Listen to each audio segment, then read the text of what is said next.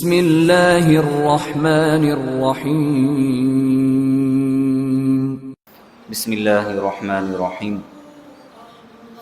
ارشاد فرمایا الحاقۃ، حق ہونے والی، ملحاقۃ، کیسی ہے وہ حق ہونے والی، وما ادراک، اور تو نے کیا جانا، ملحاقہ، کیسی ہے وہ حق ہونے والی۔ حق ہونے والی یعنی یقینی طور پر واقع ہونے والی قیامت۔ قیامت کیسی ہے اور قیامت کی ہولناکیاں کیا ہیں، تو نے کیا جانا۔ کذبت ثمود وعاد بالقارعہ، سمود اور عاد نے دل دہلا دینے والی کو جھٹلا دیا۔ قارعہ دل دہلا دینے والی یعنی قیامت، انہوں نے قیامت کا انکار کیا۔ فَأَمَّا ثَمُودُ، تو بہرحال سمود، فَأُهْلِكُوا بِالطَّاغِیَةِ، تو انہیں حد سے گزری ہوئی چنگھاڑ سے ہلاک کر دیا گیا۔ وَأَمَّا عَادٌ، اور رہے عاد، فَأُهْلِكُوا بِرِيحٍ صَرْصَرٍ عَاتِیَةٍ، تو انہیں سخت حد سے بڑھی ہوئی آندھی سے ہلاک کر دیا گیا۔ سمود صالح علیہ السلام کی قوم ہے، قوم صالح۔ یہ قوم بڑی ہی طاقتور تھی۔ حجاز مقدس اور ملک شام کے درمیان کا جو ایریا ہے، جسے وادی حجر اور وادی قرا کہا جاتا ہے۔ وادی حجر قرآن کریم میں پوری صورت ہے، سورۃ الحجر، اس میں بھی ان کا بیان ہے 14ویں پارے میں۔ تو یہ مقام حجر میں آباد تھے، بڑی لمبی لمبی ان کی عمریں تھیں۔ یہ پہاڑوں کو تراش کر گھر بنایا کرتے تھے، بڑے بڑے پہاڑوں کو تراش کر ان کے اندر کمرے میں کمرہ اور باقاعدہ بڑے ہی زبردست انہوں نے گھر بنا رکھے تھے۔ لیکن تھے یہ بت پرست، کافر تھے، مشرک تھے۔ صالح علیہ السلام کو ان کی طرف نبی بنا کر بھیجا گیا۔ صالح علیہ السلام نے انہیں بت پرستی سے منع کیا، توحید کی دعوت دی اور کہا کہ ایک اللہ کی عبادت کرو، احسانات یاد دلائے۔ پہلے تو انہوں نے مذاق اڑایا، ماننے سے انکار کیا۔ جب صالح علیہ السلام سمجھاتے رہے، نوجوانی کی عمر سے آپ نے سمجھانا شروع کیا تھا اور بڑی عمر کو آپ پہنچ گئے، تو آخر کا ان لوگوں نے کہا کہ اچھا ایسا ہے کہ آپ ہمیں کوئی نشانی دکھائیں جس سے ہمیں یقین آئے کہ آپ اللہ کے رسول ہیں اور آپ جو کہہ رہے ہیں سچ کہہ رہے ہیں۔ اگر آپ نشانی دکھا دیں گے ہم ایمان لے آئیں گے۔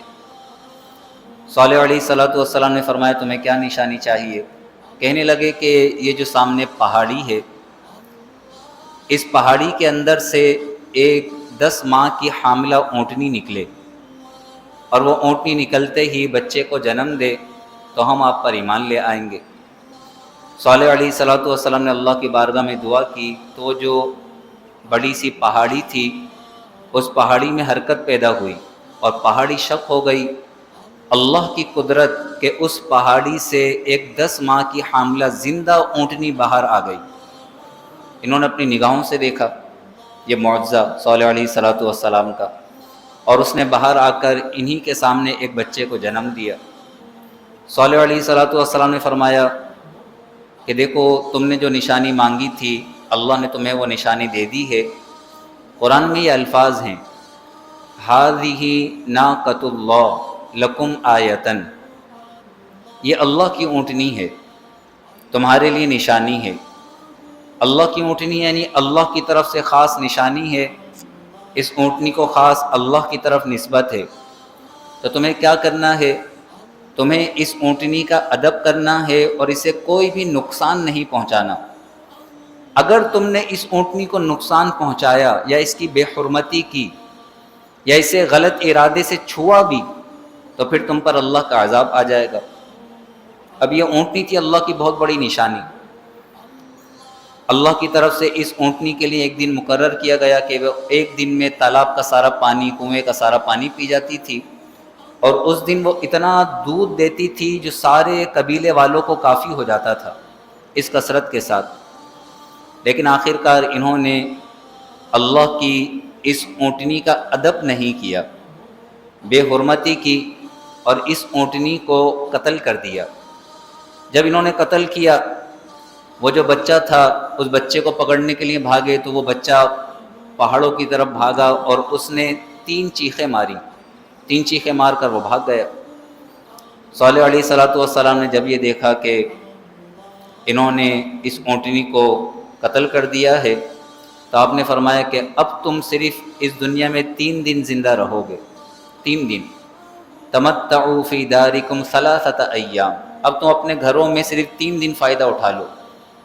انہوں نے بدھ والے دن اس اونٹنی کو قتل کیا تھا، بدھ والے دن۔ آپ نے فرمایا اب 3 دن تمہارے پاس ہیں، 3 دن تم اس دنیا کے اندر فائدہ اٹھا لو، جمعہ جمعہ ہفتہ۔ اور اللہ کے عذاب کی نشانی یہ ہے کہ پہلے دن تمہارے چہرے پیلے پڑ جائیں گے، زرد، دوسرے دن تمہارے چہرے سرخ ہو جائیں گے، اور تیسرے دن سیاہ ہو جائیں گے، اور پھر اللہ کا عذاب آ جائے گا۔ اب ہونا کیا چاہیے تھا کہ انہیں فوراً توبہ کرنی چاہیے تھی، صالح علیہ السلام کی بارگاہ میں یہ حاضر ہو جاتے، اللہ کے دربار میں گڑ گڑاتے، توبہ کرتے، لیکن انہیں مزید گناہ کی ضد چڑھی۔ انہوں نے جب یہ دیکھا کہ واقعی جیسے صالح علیہ السلام نے فرمایا تھا، دوسرے دن ان کے چہرے زرد پڑ گئے۔ جب ان کے چہرے زرد پڑے تو ان میں سے 9 لوگ ایک جگہ جمع ہوئے اور کہنے لگے کہ ہم تو مرنے ہی والے ہیں، کیوں نہ ہم مرنے سے پہلے صالح کا کام تمام کر دیں۔ انہوں نے صالح علیہ السلام کے گھر کا خاموشی سے گھیراؤ کیا۔ اللہ تبارک و تعالی نے فرشتوں کو بھیجا، ان فرشتوں نے ان 9 کے 9 افراد کو پتھروں سے ہلاک کر دیا۔ قرآن میں تفصیلی واقعات ہیں۔ دوسرے دن ان کے چہرے سرخ ہو گئے، جیسے لال سرخ بالکل، اور تیسرے دن انتہائی سیاہ ہو گئے، جیسے کسی نے تارکول مل دیا ہو، سیاہ۔ اور پھر آسمان سے ایک زوردار آواز آئی، حد سے گزری ہوئی چیخ، جسے قرآن میں کہا گیا طاغیہ، بالطاغیہ، حد سے گزری ہوئی چنگاڑ سے ایک زوردار چیخ کی آواز آئی، جس سے ان کے دل پھٹ گئے اور یہ سارے کے سارے اپنے گھروں میں پڑے رہ گئے۔ اللہ فرماتا ہے فَأَمَّا ثَمُودُ، تو بہرحال سمود، فَأُهْلِكُوا بِالطَّاغِيَةِ، تو انہیں حد سے گزری ہوئی چنگھاڑ سے ہلاک کر دیا گیا۔ غزوہ تبوک کے موقع پر حضور علیہ السلام اس وادی حجر سے گزرے، اس مقام سے گزرے جہاں پر ان پر عذاب آیا تھا، تو حضور نے صحابہ سے فرمایا کہ جلدی اس جگہ سے گزر جاؤ، اور یہ جس کنویں سے پانی لیا کرتے تھے اس کنویں کا پانی مت لینا۔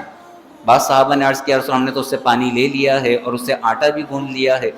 تو حضور علیہ السلام فرمایا اس آٹے کو ضائع کر دو اور اس پانی کو بہا دو، اور اللہ کے عذاب سے ڈرتے ہوئے جلدی سے اس وادی سے گزر جاؤ کہ کہیں اللہ تبارک و تعالیٰ کے عذاب کے اثرات تم پر بھی نہ آ جائیں، کہیں تم بھی کہیں اللہ کے عذاب کا شکار نہ ہو جاؤ۔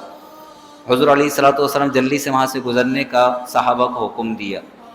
اس سے یہ معلوم چلتا ہے کہ جن مقامات پر عذاب الہی آیا ہو انسان کو وہاں نہیں جانا چاہیے، اور اگر کسی وجہ سے وہاں سے گزرنا ہی پڑے تو توبہ اور استغفار کرتے ہوئے اللہ کے عذاب کو یاد کرتے ہوئے بڑی تیزی کے ساتھ وہاں سے گزر جائے۔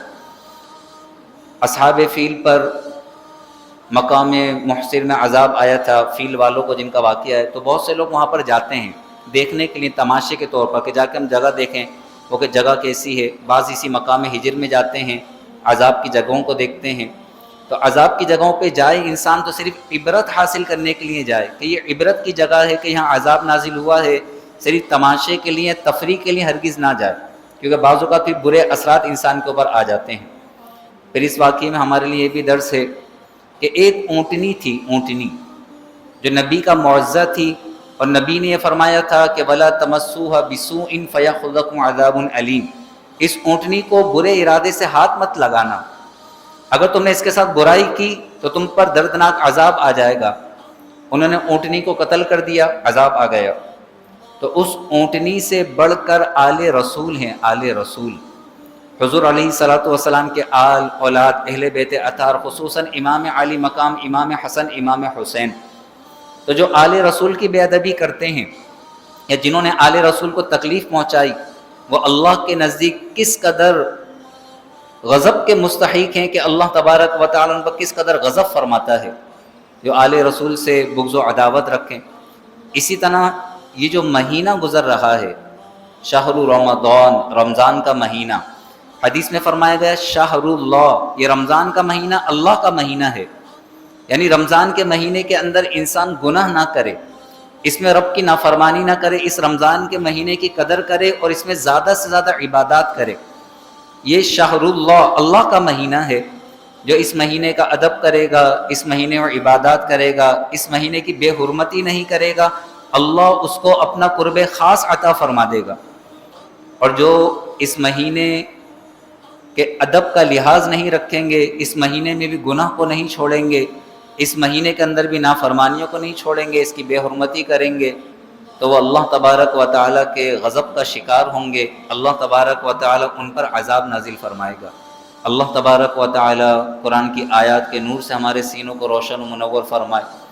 ہر وہ چیز جو مبارک ہے، ہر وہ ساعت جو مبارک ہے، اللہ ہمیں ہر حرمت والی چیز کا ادب کرنے کی توفیق نصیب فرمائے۔